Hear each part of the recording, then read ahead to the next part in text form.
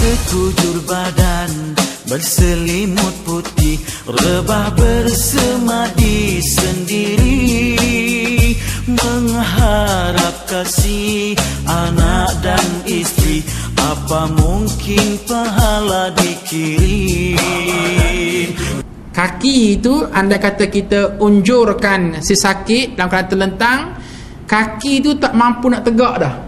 Sebab sendi sudah lumpuh, dia akan jatuh sama rata dengan betis. Dia terbujur kaku dah.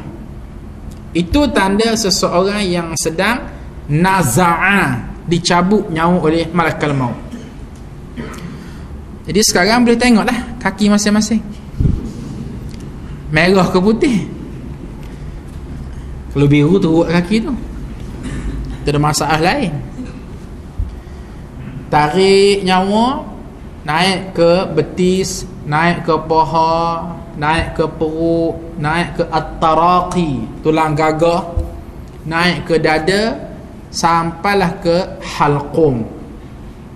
Bila sampainya nyawa seseorang di halqum, maka mulalah berlaku proses yang kedua, namanya sakratul maut. Jadi artinya sakratul maut ni pada fasa yang kedua. Apa makna sakratul maut? Sakrah maknanya mabuk. Allah Ta'ala berfirman, wala taqrabus salata wa antum sukara. Jangan kamu hampiri solat dalam keadaan kamu sukara, mabuk. Sukara, sakrah, perkataan yang hampir sama. Sakrah mabuk, al-maus mati. Mabuk mati. Apakah keistimewaan pada seseorang yang berada di alam mabuk mati? Ustaz mengistilahkan mabuk mati ni sebagai satu alam. Selama ni kita duk belajar alam ni bermula daripada alam arwah, alam ruh, kemudian alam dunia, kemudian alam barzakh, kemudian alam akhirat. Ya, tak apalah. Tapi harus diingat, nun di sana ada satu alam yang sebentar tapi cukup kritikal. Namanya alam sakratul maut. Alam ini juga disebut oleh Nabi SAW dengan hadis yang berbunyi, innallaha yaqbalu taubatal 'abdi ma lam yugharghar, yang bermaksud sesungguhnya Allah Subhanahu wa taala menerima taubat seseorang hamba selama mana nyawa dia belum sampai di halqum. Dalam teks matan hadis sebut malam yugharghar, selama mana nyawa dia tidak berada di yugharghar. Yugharghar ni ialah perkataan yang terkeluar ketika seseorang itu berada di halqum. Jadi tu Arab kata yugharghar. Kan senang bahasa Arab kan? Tengok bunyi belasah terus. Apakah keistimewaan alam ini? Yang paling besar sekali ialah terputus hubungan dia dengan dunia. Seseorang yang sedang berada di sakratul maut, terputus hubungan dia dengan dunia. Terputusnya bagaimana? Pertama sekali, dia tak ingat, tak tahu, tak sedar dah orang ramai yang duk keliling dia tu. Kan bila dia sakit tenak kan, ramai yang datang, ahli keluarga dia, abang dia, adik dia, jiran dia, ustaz dia, teman dia, suami dia, isteri dia, isteri muda, isteri tua, isteri hak misyar, semua mari ni. Tapi pada masa dia nyawa di halqum sakratul maut, dia tak perasan dah. Hatta dalam beberapa keadaan ketika kita sedang sibuk ajar dia mengucap dua kalimah syahadah pun dia tak perasan orang ajar mengucap. Sebab apa? Sebab dia berada pada alam lain. Ustaz, apakah yang berlaku pada orang itu? ketika dia sakratul maut, yang berlaku pada orang ini ialah dia didatangi oleh syaitan. Atani syaitanani al-wahidu an yamini wal akhir an shimali. Dia akan didatangi oleh syaitan sebelah kanan dan sebelah kiri dia, atas berbagai-bagai watak, dengan wajah mak, dengan wajah ayah, dengan wajah tok guru, alim, ulama, ustaz, sahabat handai, dengan wajah binatang. Semua dia datang atas satu nawaitu untuk mempengaruhi si yang sedang nazak sakratul maut mati tercabut iman.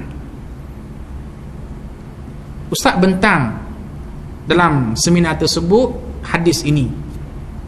Tamat Ustaz bentang, diperkukuhkan ada seorang lain pula yang bentang berasaskan kepada pengalaman dia. Beliau ni ialah pengarah kepada Hospital Ampan Rahimah Kelang. Jadi dia menceritakan tentang nazak sakratul maut atas diri dia sendiri. Ini jangan-jangan berlaku macam Ustaz kata di awal tadi. Biasa orang ni bila nazak sakratul maut mati, nazak sakratul maut mati.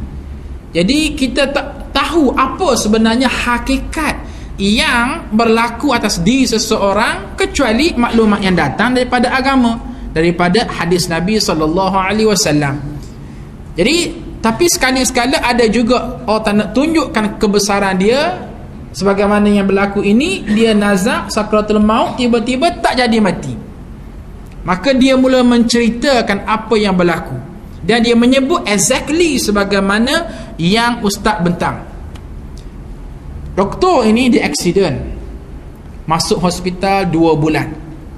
Kereta dia hancur, kereta Mercedes dia hancur, anak dia duduk sebelah meninggal dunia, kereta yang rempuh dia hancur, driver meninggal dunia, jasad melekat pada enjin kereta.